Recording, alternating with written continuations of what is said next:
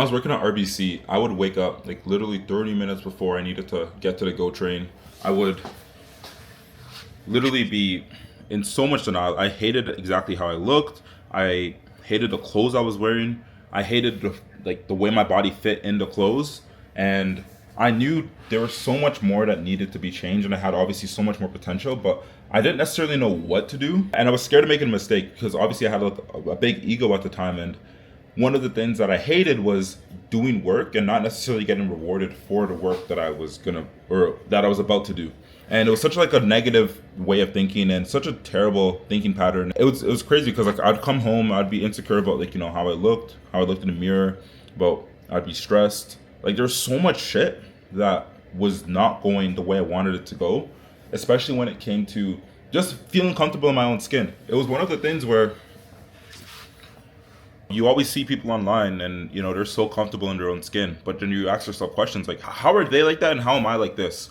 And I was literally stuck in this cycle of being so miserable and so just unhappy with my situation and unhappy with like just how I looked. When I went to the mirror, I wouldn't like what I would see, you know? So I'd be like, okay, you know, I need to fix this. Let me go to the gym. Let me start eating healthier. But then when I tried to do those things, I wasn't getting the results I wanted. And so because I wasn't getting the results I wanted, that just led to me spiraling even more. So then I'd be in the office and I'd be walking around trying to just get my steps in, and maybe someone has donuts or maybe someone brought in cookies, and I didn't know how to control myself. I didn't know, you know, what to say no to. I didn't know what to say yes to. I didn't know what to prioritize. And so that's like one of the things that kind of like pushed me over the edge, where it's just like I realized that, okay, all these things that I'm saying yes to, are they serving me, or are they helping? Are they bringing me closer towards my goal, or are they pulling me further back? And it was one of those things I like made that like aha moment in my head where I realized that my actions weren't in line with the person I wanted to become. And because my actions weren't in line with the person I wanted to become, I never became that person, because in order to be that person, you have to do the actions for long enough. And it was something I never truly accepted deep down. Like obviously, you know, we all know, you know, you want more for yourself, and you know, you believe you have like that potential, but no one tells you how to kind of like unlock it. And so it was only through first believing in myself and believing that, okay, you know what? I am the person who works a job who can look better than all of my other coworkers. So many people are out of shape, and they would just blame it on the fact that they have to work, they have to go to the gym. And I would look at them and I'd be like, well, I'm in decent shape. I'm not in as bad shape as you, but I don't know, like, is that really true? And I started to hear their excuses, and I started to realize the problem wasn't the excuses, and the problem wasn't that we were working so much. The problem was literally just them. Because I would look at the food choices they would eat. I would look at, you know, the different stuff they would do, and I'd be like, yo, like, you say this, but you're doing that. And after seeing and observing that from like a third party point of view for long enough, then I started to realize, and then it clicked to me that like, oh, okay, I see why you're stuck. And when I started to see why other people were stuck, it became a lot easier to see why I was stuck, because I had the same mindset they had, but it just manifested in different ways. And so one of the things, and one of the biggest mindset shifts that I made that kind of helped me break free from this and really be able to kind of like regain control of my fitness was something I like to call like the be, do, have, like way of thought or framework, whatever you want to call it. And I have a whole video and I have like a whole presentation I made on this, which I'm going to get into right now.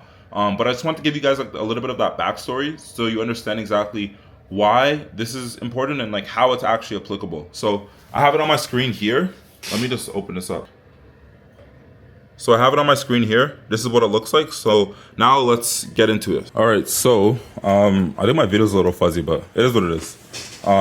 So this is going to be like the be, do, have framework. So you guys obviously just heard my whole little spiel on like the one mindset trick that I wish I knew when I was working at RBC and working like a corporate job and working 10-hour days. And I was able to make a transformation kind of similar to this. So as you can see, this is me, obviously not being in the best shape. It's still in decent shape, but this is me today. And so obviously looking like night and day difference. And one of the biggest things I want to start off by saying is that you're not lazy. You're probably just using the wrong operating system. And so let's get into it. So this is literally a picture of me working 10-hour days at RBC. So I'm literally working, I'm grinding my ass off. I'm hating my life. This is also like, this is Kyrie Irving. He's a professional basketball player, but this is how I felt on the inside, you know? And I thought that if I just worked harder, that I would get whatever goal I'm trying to get, because that's the only reason I got to where I was in the corporate world. I only got there by working hard and by, you know, doing what other people wouldn't do. And by doing that long enough, I was able to rise the ranks, you know, go from like a senior analyst to an associate, to a director position at All Max Nutrition. I was able to do so many different things, but I still felt stuck. And so I would do work, and then I would eat maybe like a donut like this, and then, you know, I'd feel like this afterwards. So I was literally stuck in like this little loop, this little cycle. And what I realized was the order which I had things in and the order which I broke things down in my mind was wrong.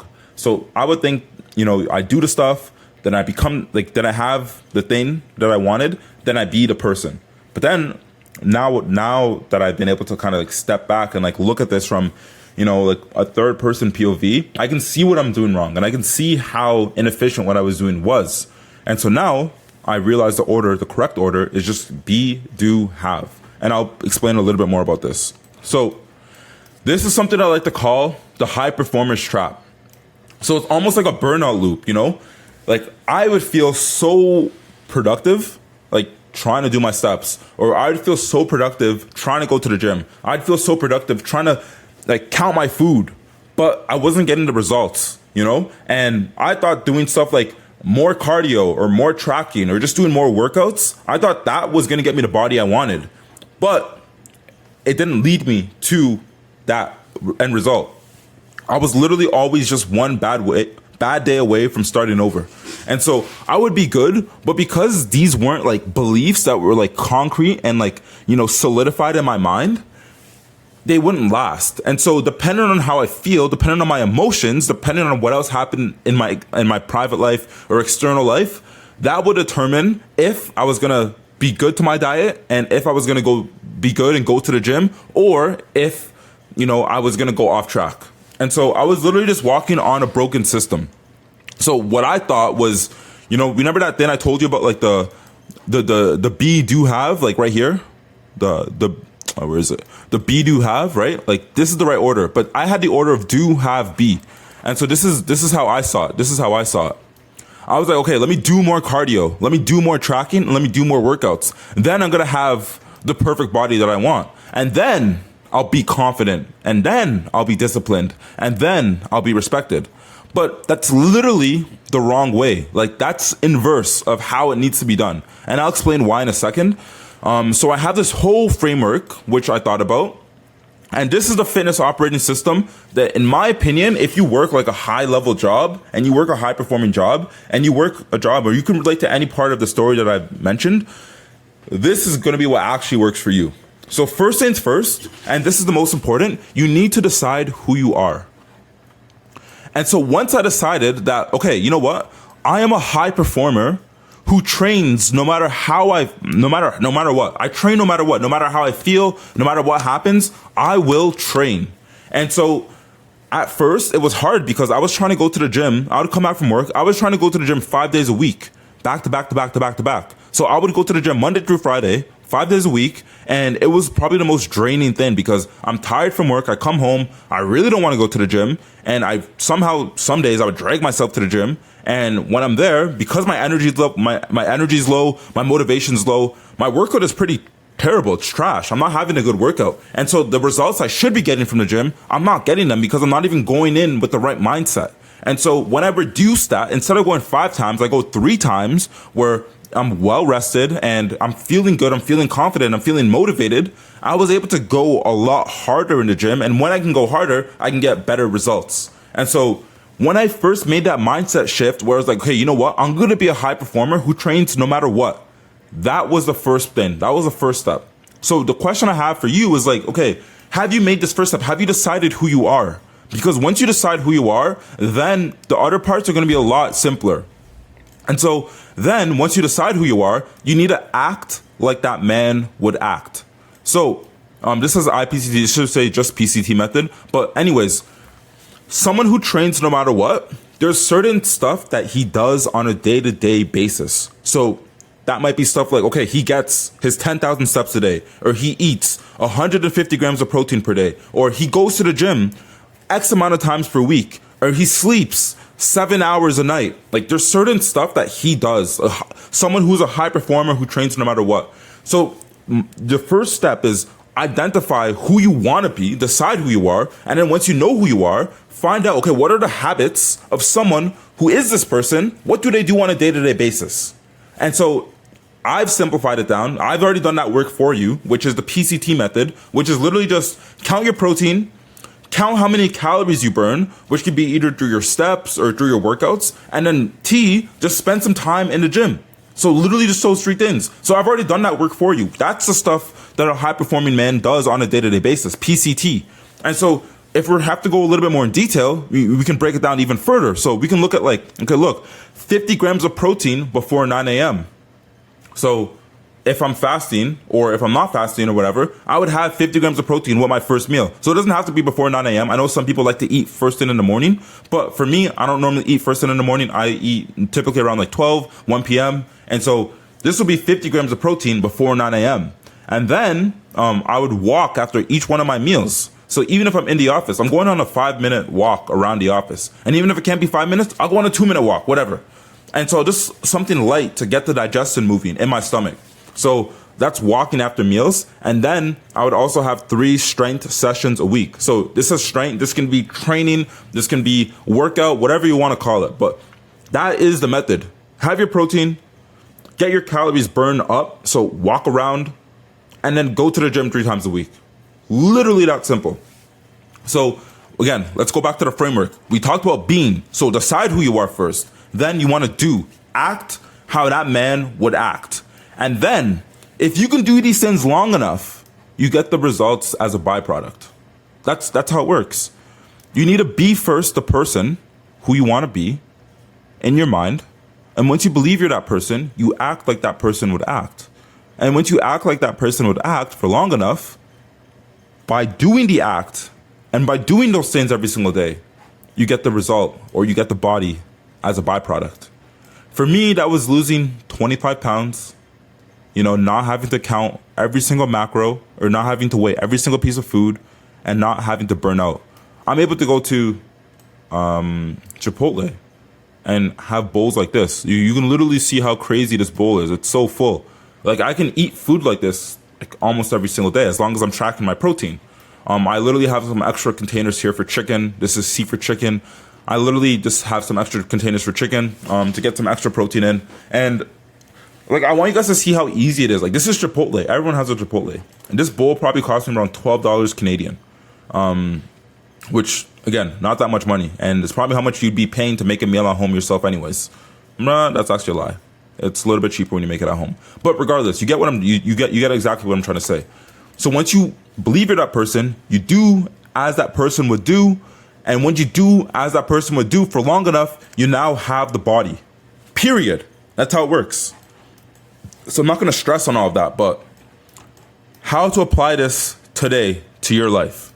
So because I was burning out in the corporate world, this led to me making my identity shift where I'm like, okay, you know what? I don't want to identify like everyone else in my office because people in my office, they're fat.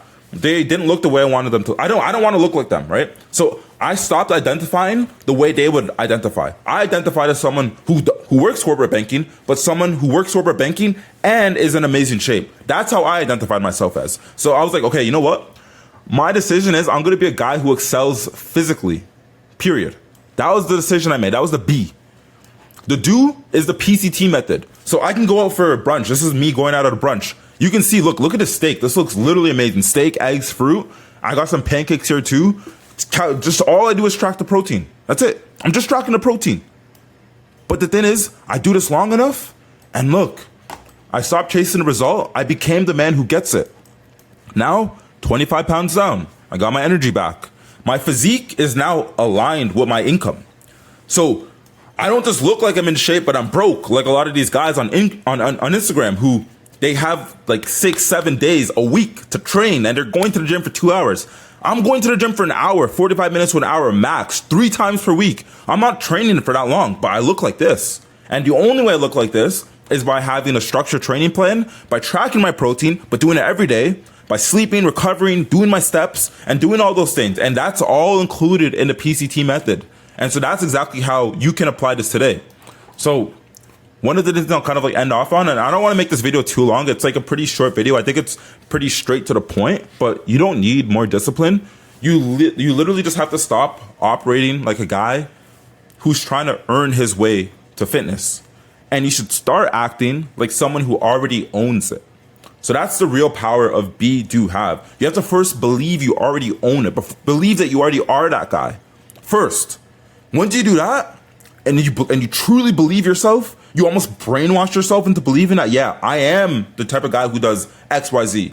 Then you will do XYZ. And once you do XYZ for long enough, you will get the results. And then you'll be like, okay, you know, the results are just a byproduct. So the results, you don't chase the results. You don't chase the outcome. You chase the inputs. And the inputs, these are the stuff that you do on a day-to-day basis. And so that's why so many of my people I work with, I always want to make sure that the goals that they have, they're all input-focused goals, because these are goals that are actually measurable and that we can actually see if you do on a day-to-day basis. And it's a lot easier to track, because if your only goal you have in your head is that, oh, I want to lose 20 pounds, it's like, okay, well, how did you measure if you got closer or further away from that goal today? It's a little bit hard.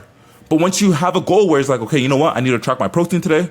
I need to track my calories burned. I need to track if I went to the gym today or not. Boom. That's it. And so now, if I ask you, hey, are you getting closer to your goal? And then you have the data to back it up, and you have, you know, the resources to be able to answer that question and be like, oh yeah, you know what? I actually did go to the gym today. I actually did track my protein today. Oh, I actually did burn 700 calories today. Oh, okay. Well, it must be moving like that. You must be moving towards your 20-pound weight loss goal then. And so once you look at it from an endpoint point of view, it becomes way easier. But yeah, again, that's it. I'm gonna keep it short. I don't need to dwell on any of these points. If you want, you can always rewatch this video back. If there's anything that's a little bit still confusing to you about this framework and how you can apply this to your life today, do send me a message on Instagram. I respond to all my messages. And then if you have any comments for the video, leave a comment here. If you're new to the channel, subscribe, all that good stuff. Like, comment, subscribe, all that good stuff. And I will see you guys in the next video. Peace.